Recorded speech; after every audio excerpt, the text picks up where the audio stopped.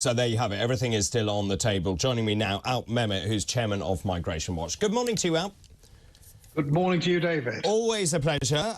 So tell me, what do you make of Suella Braverman? There is a sort of change in rhetoric from the government here, actually saying that they are looking at all possible alternatives. They know they've got a big problem, haven't they? She says 5 million. I think it's higher than that. I think it's about 7 million. But they know they've got a problem. What do you make of her speech? I think a little bit too much has been made of it than it merits, actually. I'm not sure that it's realistic to be thinking in terms of cruise liners. I know it sounds a good idea, but I cast my mind back to the last time this happened in 1987, I think it was, when Douglas Hurd was Home Secretary and the ferry was converted to hold it was Tamils coming from Sri Lanka, fleeing the conflict there. And in the end, the Earl William actually went aground on a mud bank and the scheme was abandoned. Everyone who was on that ferry was eventually allowed to stay here. So I think that there's a lot of difficulties and a lot of problems when it comes to converting a cruise liner in particular, the security, the accommodation itself. Where is it going to be moored?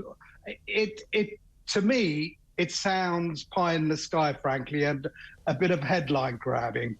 I mean, I thought it was quite interesting. I mean, there is a difference between a ferry and a cruise ship. And what I was thinking about this morning is clearly with a cruise ship, you've got individual rooms. Clearly, people can be isolated. One of the big problems we've seen with migrants is the importation of various diseases. We've seen diphtheria, for example, and we've also seen strep A, etc., etc.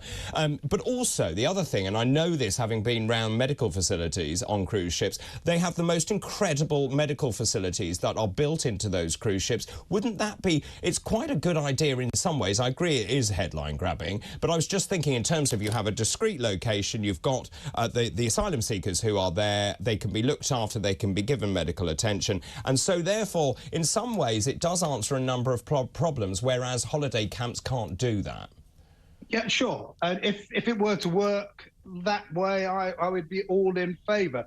You say that there are individual rooms and you can isolate people, but bear in mind what happened on the cruise liners during the pandemic, at the start of the pandemic. The cruise liner that was stuck in, where was it, in Japan, with hundreds of people on there, because COVID was spreading so rapidly. So I think that there are difficulties that shouldn't be underestimated. If it works and they bring it on and it all happens, great. It's another place to provide additional accommodation. But I would look, it's more realistic to look at the sort of the camps of one form or another, be they holiday camps, holiday camps or military camps. I think that the facilities there available are perfectly adequate, and they should be looking more in that direction. I mean, the bottom line here is actually what they need to do is speed up the processing. It seems absolutely nuts to me that you've got, what is it, 140,000 people awaiting some sort of processing. I mean, it's absolutely ridiculous. The government needs to get a grip and get a grip fast. And whilst it does that, then obviously people need to be housed and sheltered and given food and warmth and all the rest of it. And also, of course, the government is in a tricky position here because it knows it's going to be one of the biggest electoral issues alongside cost of living. Indeed, it is going to be. And we've been saying that to the government for a long time, that unless they get a grip of immigration, not just illegal immigration, but a wider legal migration, then I'm afraid they will get their comeuppance come the next general election. They've got to do it, frankly. The people want them to do it. And I really don't understand why they've hesitated for so long and pretended that they've got immigration under control when manifestly obvious that they haven't. And how do you think the government will do, very quickly? Do you think that actually the government is now intent on solving this problem?